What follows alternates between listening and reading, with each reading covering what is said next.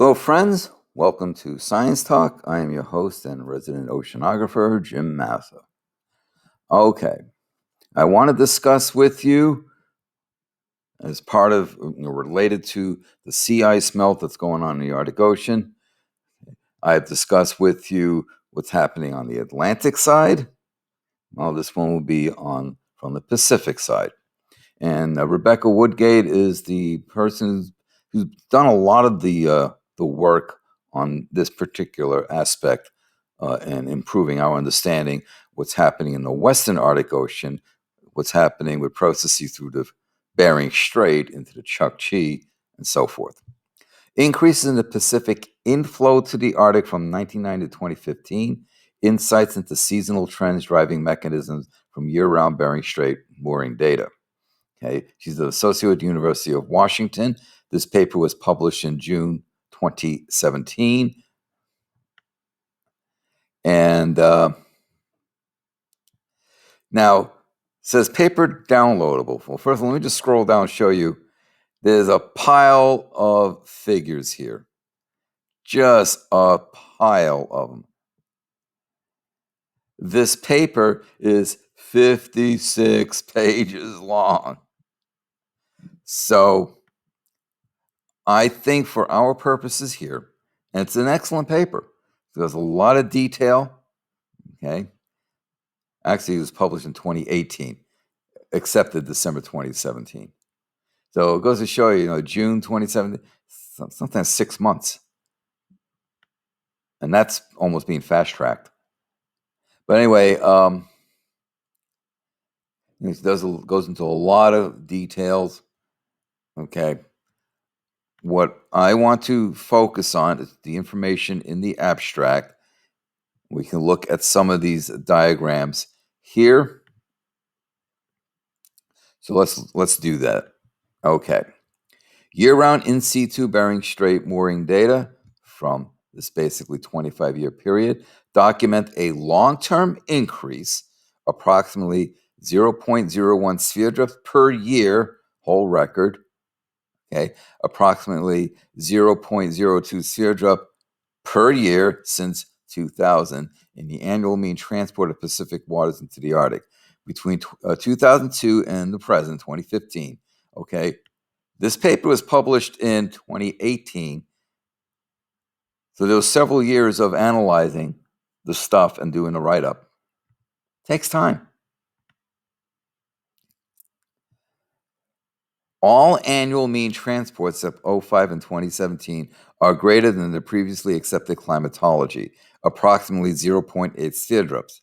The record length maximum 2014 was 1.2 plus or minus 0.1 sphere drop, is 70% higher record length minimum of 2001, which is 0.7 plus or minus 0.1 sphere drop, corresponding to an approximately 1/4 year reduction in the flushing time of the Chukchi Sea to from about 4.5 months to about 7.5 months. Okay.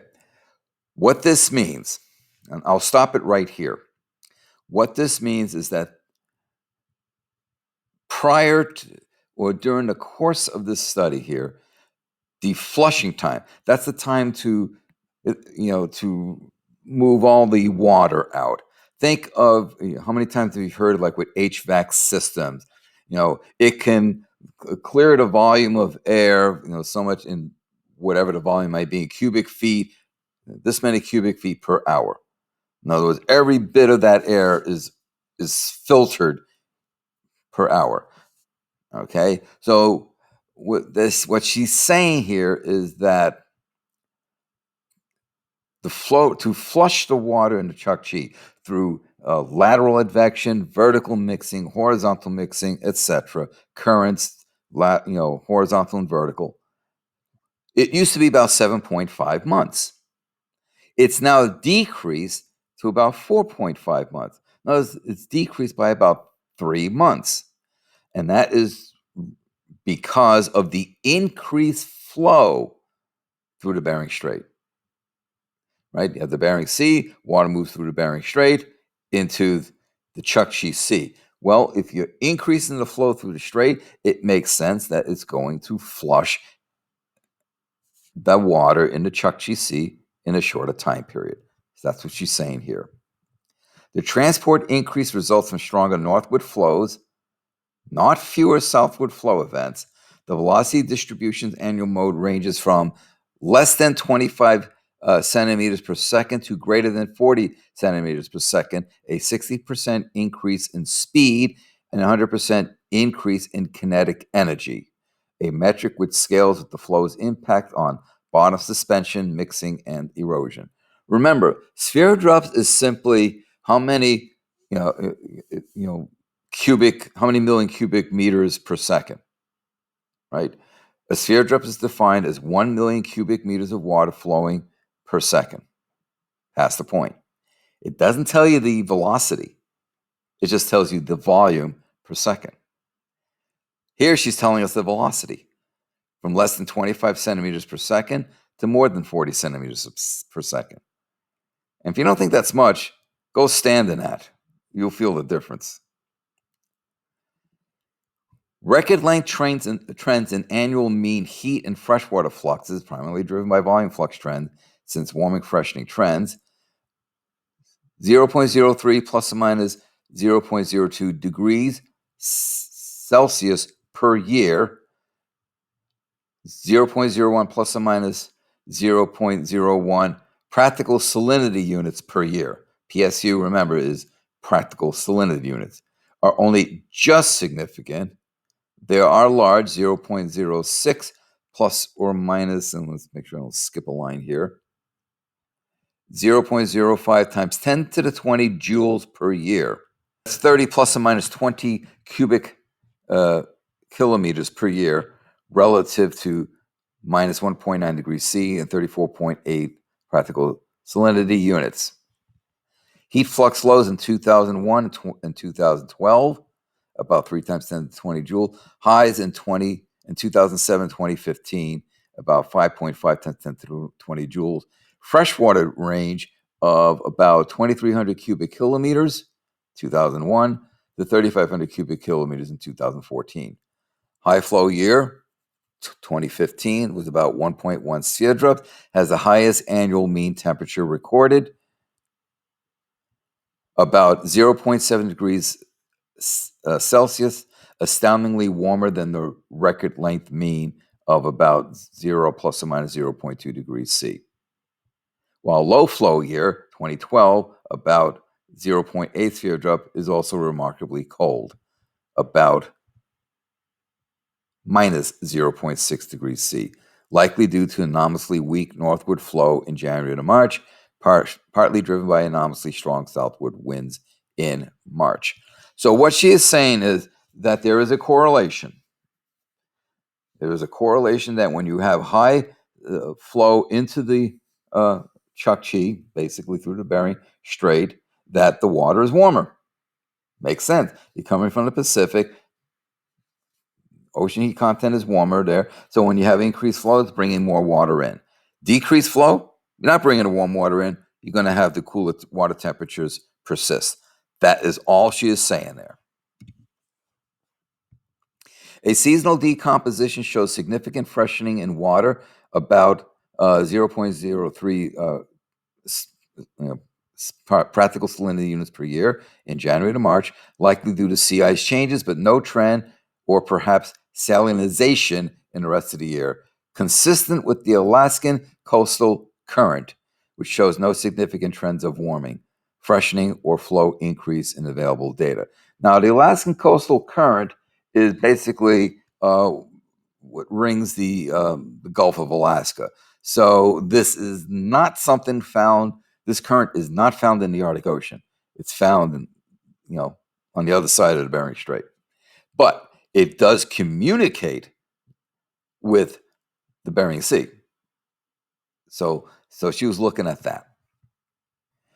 A seasonal warming trend in the Strait proper in May and June, about 0.04 degrees C per year, is reflected in the trend to earlier arrival of waters warmer than 0 degrees C. And that earlier arrival is about 0.9 plus or minus 0.8 days per year. Contrastingly, no significant trend is found at the time of cooling of the strait. The strait's seasonal increasing transport trend, about 0.2 sphere drops per year, are largest from May through November, likely due to the large wind-driven variability in other months masking the signal. A correlation analysis is used to separate the flow into portions driven by A, local wind, B, far field, Pacific Arctic pressure head forcing. In other words, a reference to high and low pressure atmospheric systems. We show that Ekman's setup of waters along the coast and the strait can explain the strong correlation of the water velocity with the long strait winds opposed to across the strait winds. So in other words, winds blowing parallel to flows in and out of the strait versus wind blowing perpendicular or across the strait. And let me tell you, it gets windy over there. We highlight the strong seasonality of this relationship, which reflects the weak influence of the seasonally weak winds in summer. Over 25 years of data, we find much variability, but no significant trend in the wind or wind-driven component. Most notably, however, we find the increase in the Bering Strait through flow is due to a strong increase in the pressure head forcing of the flow, consistent through most of the year, reflecting the naturally longer time scale of the far field forcing of the flow. This could be a reference to the Pacific Decadal Oscillation as well as what's going on in the Arctic Oscillation. Now we get to some interesting material here. Okay, considering the 2003 to 2015 data, we propose a higher annual mean transport for the strait, 1 plus or minus 0.5 sphere drop based on recent flow increases, not changes in methodology. Just want to make sure of that. So due to recent flow increases and present estimated seasonal climatologies for properties and fluxes for the strait and for the ACC. Heat and freshwater seasonalities are strongly influenced by the ACC in stratification, both of which are still poorly quantified. We estimate a maximal seasonal range of heat and freshwater fluxes about 40 terawatts and about 0.5 to 0.14 sphere drops. So here's the transport in sphere drops. So we see this is 2012, a low year, as an 01 here. Here's some high years. So we see this. And then when you look at the heat, you see how the heat is strongly correlated. Increase the flow, you increase the heat brought into the through the Bering Strait into the Chukchi. You'll notice that the overall trend, if I fit a line right through here, it shows an increasing heat content. So that's what this is showing here. This is what I wanted to show right here. A strong correlation between flow and heat being transported into the Arctic Ocean. So what she's saying is that increased flow brings increased heat. And that increased flow reduces the flushing time in the Chukchi Sea by about 3 months, quarter of the year, which is significant. And it's part of the reason, why we see the ice being lost in the Chukchi Sea. It's part of the reason we have this increased flow rate in. So that's that kind of a summation of what she's showing here. She did release another paper in 2021, and we'll get into that next. Hello, folks. This is Jim here with Science Talk, asking you to please subscribe to my channel and to inform others of my channel and of the work that I do. Please share to social media platforms that you use.